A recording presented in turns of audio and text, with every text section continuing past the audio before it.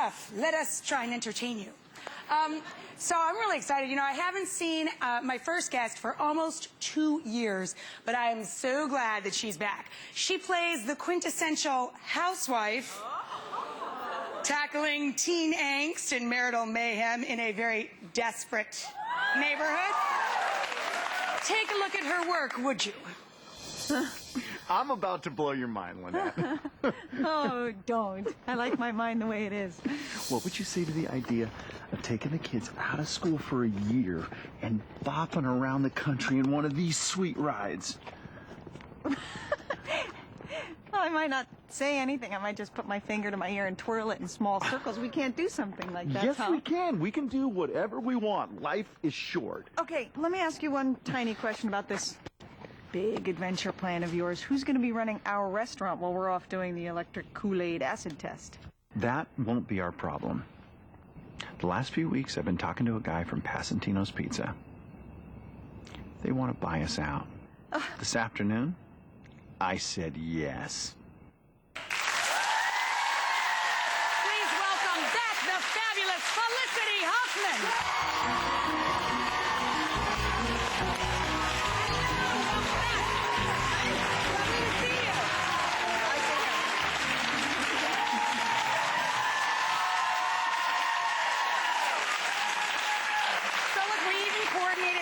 Glass with your outfit. That's service. God. Who gets to sit up there? Very, very special people.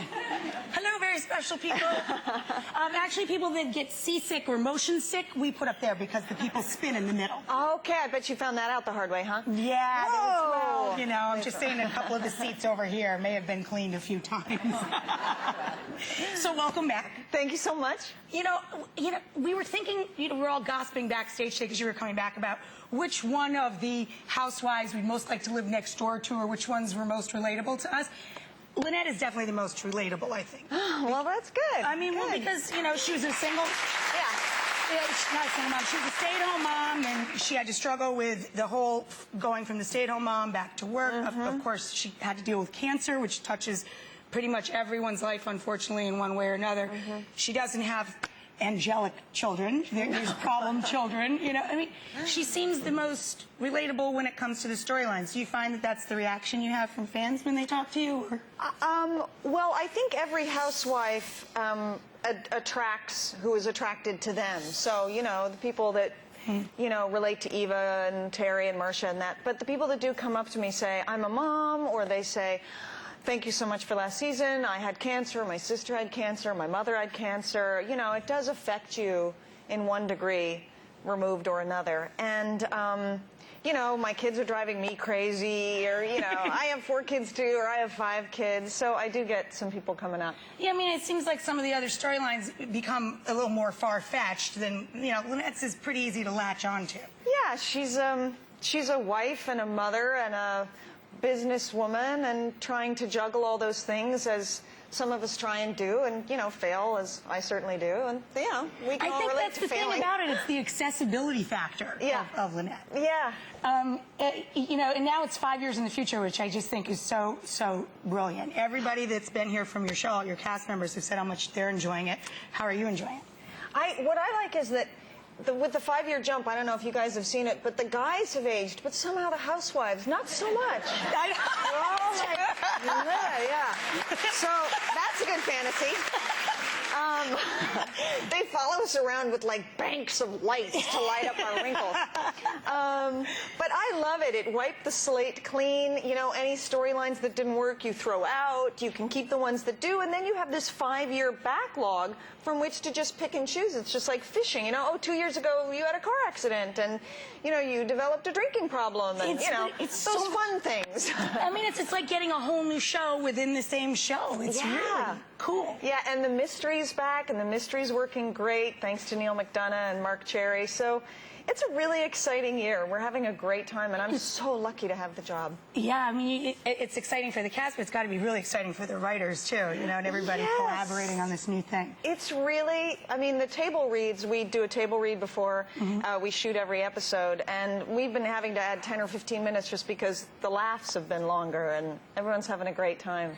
But some of the issues with the kids have gotten, I mean, the kids have grown up, so Yeah. now you're dealing with like a sort of e-spying issues and drugs and, you know, I mean, it's not just kids being rambunctious in the living room now.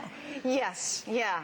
You know, I don't have adolescents. My kids are 6 and 8, but I have 6 sisters, all who have gone through adolescence. And they say in a funny way, you have to, I'm sure some of you guys can relate, you have to be closer than ever before, and you have to give them more room than ever before. And so it's that dance of knowing when to move in and when to move back. I keep looking for head nods, and I don't see any. So maybe No, I'm you completely got a wrong. whole right I side did? over here. I'm looking in yeah. the wrong place. None of you guys have teenagers. I'm only talking to you. So that's what she's dealing with, and we miss the kids. I think my mic pack just fell out of my butt, so that's unfortunate. Can't say that. Everyone can't say that. Yeah, I did. Okay. No, it's good. That's where I like to keep my mic pack. What about you? Mine on my bra, really. Yeah, I don't need a bra, but whatever.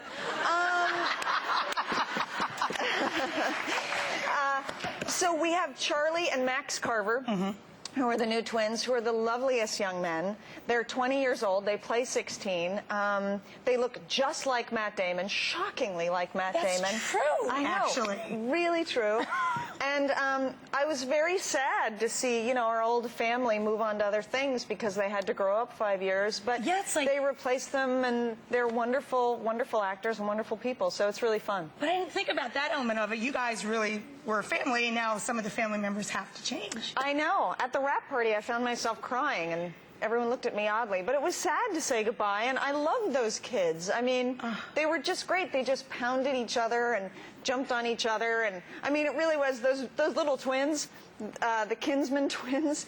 They would just jump up and start to run. Then the other would leap on the other one, and he'd carry him around until he got squished flat, and then they'd laugh, and then it would happen with the other one. It was just, it was like some odd video It game. must have been the dream job for little boys, though, you know? Yeah. And their moms must have been like, oh, yeah, sure, have some sugar. Who cares? You're going to run it off at work. Yeah? I remember once I was doing a scene with the 2 little twins, and they were supposed to sort of be rambunctious in the minivan. This is back in season 2 or something like that.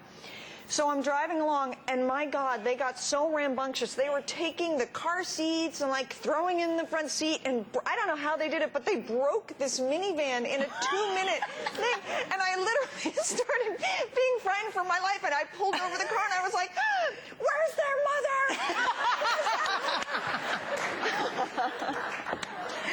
What issues are you guys dealing with at home now? Are you going through anything, any phases with the girls?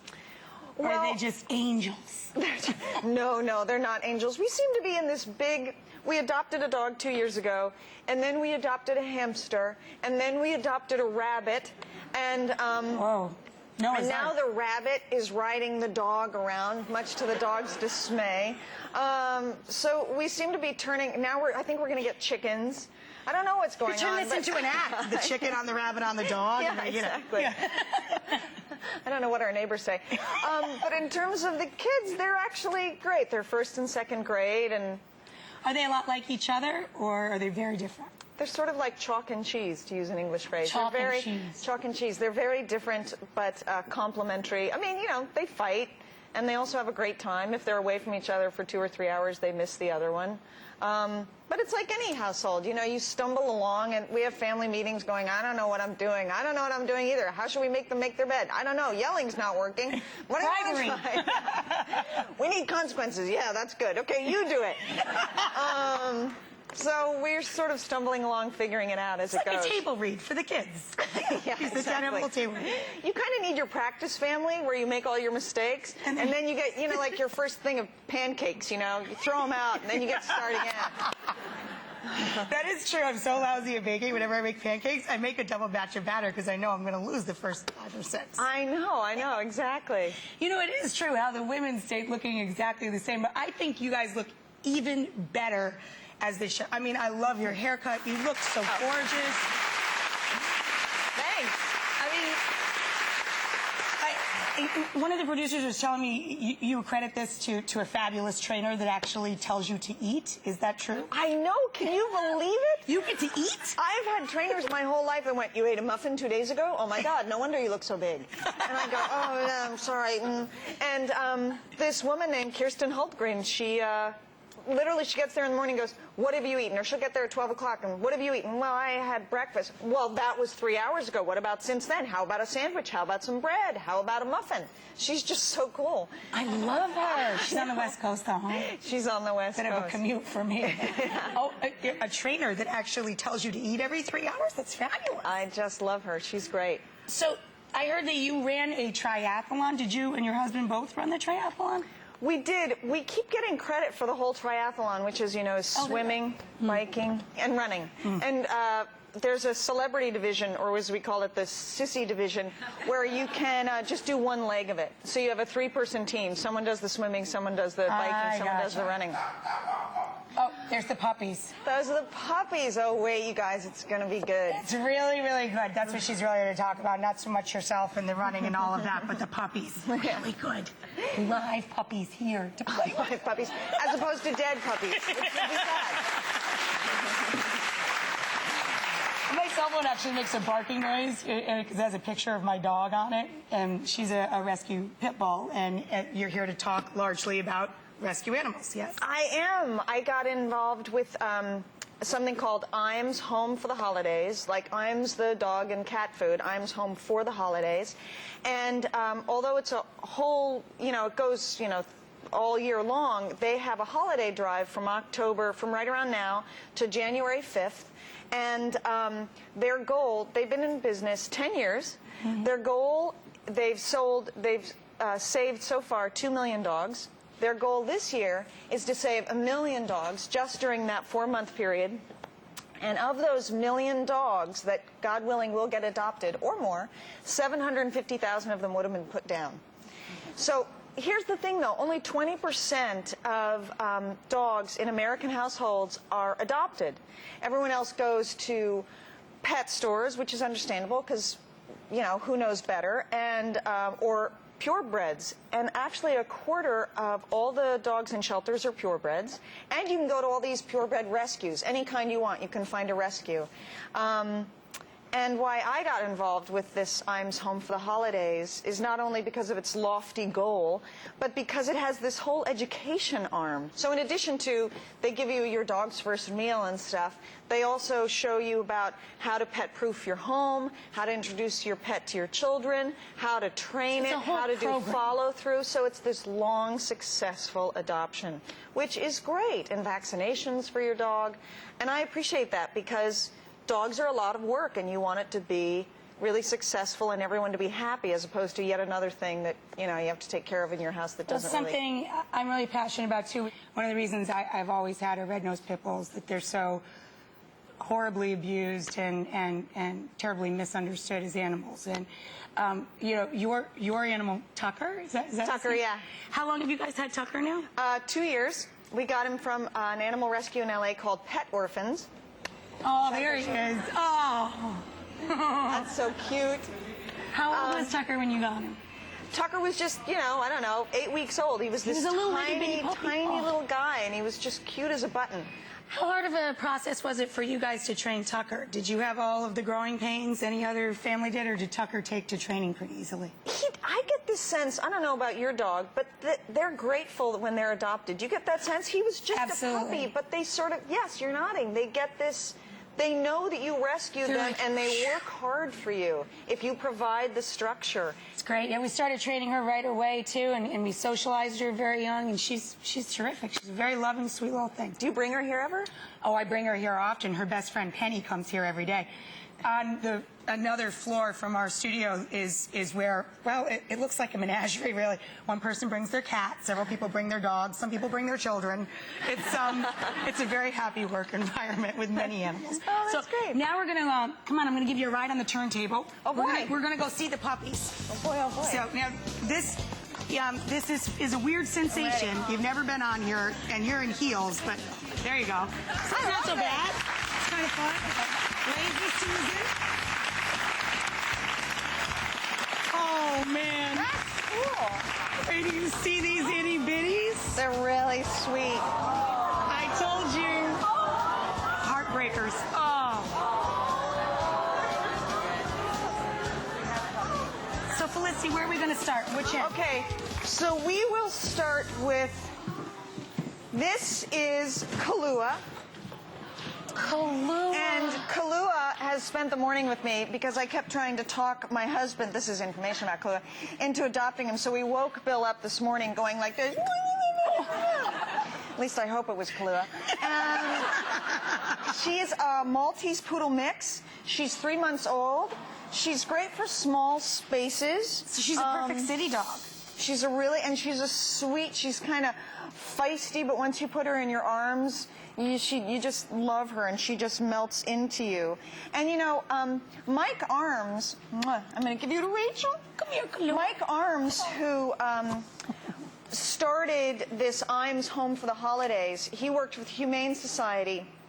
This is an amazing story. Can I tell this story? Sure. Okay, so first I'll tell you about this guy. This is Mo. Hi, Mo. Hi, Mo. He's a rat terrier. He's about 1.5 years old. He's got some energy, but he can be a couch potato. But listen to this story. So Mike Iams came back from Vietnam and started working at the Humane Society. I know I should never actually talk when there are dogs around because none of you guys are actually looking at me. I'm listening. I know, except for Rachel. And he started working for the Humane Society, and it was too much for him. It broke his heart because he had to put down a lot of animals. So on his last week, at the end of the day, he was putting on his jacket, and he got a call that a little puppy had been hit by a car and its back was broken. So no one's around, so Mike takes off his jacket, puts on his tech suit, goes down into the Bronx, and sees the puppy and starts to pick him up. And these two guys from the doorway say, "What are you doing?"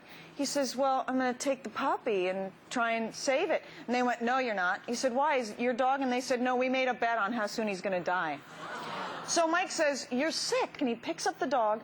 The two guys attack him and stab him, brutally beat him. He's lying there slipping into unconsciousness.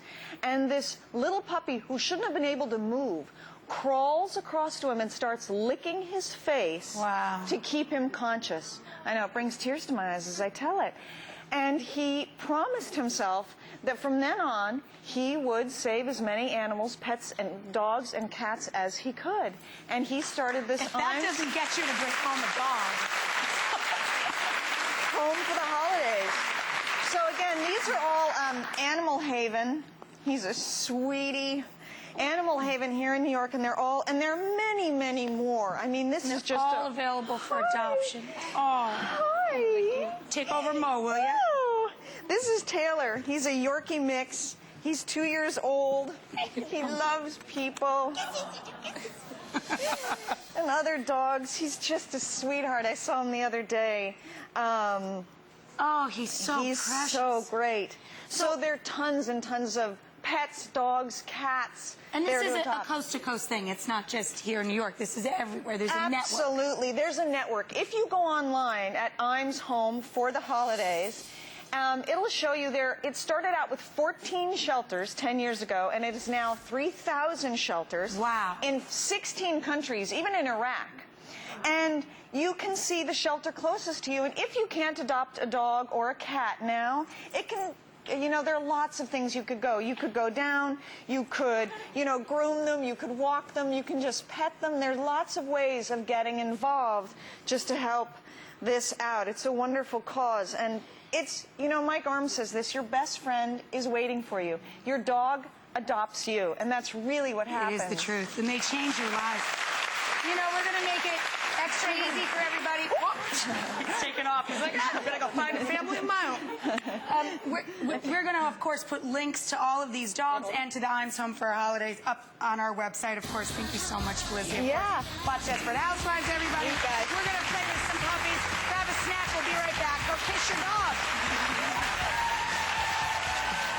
Coming up, yours. Hey, my kids would love those. The little bloody ears are fun, right? They would. And you know what I like about them? They're fake outs. I don't like to bake. I know Terry bakes on your show. Do you bake at all? No, I don't really bake. I make bread. That's considered baking. That's huge. Sticky now. Yeah, well, I'll get you a towel or something. Where are the girls going to be this year? Let's see. One is going to be a butterfly, and one is going to be Sarah Palin. No, I'm kidding. I was going to say, good one.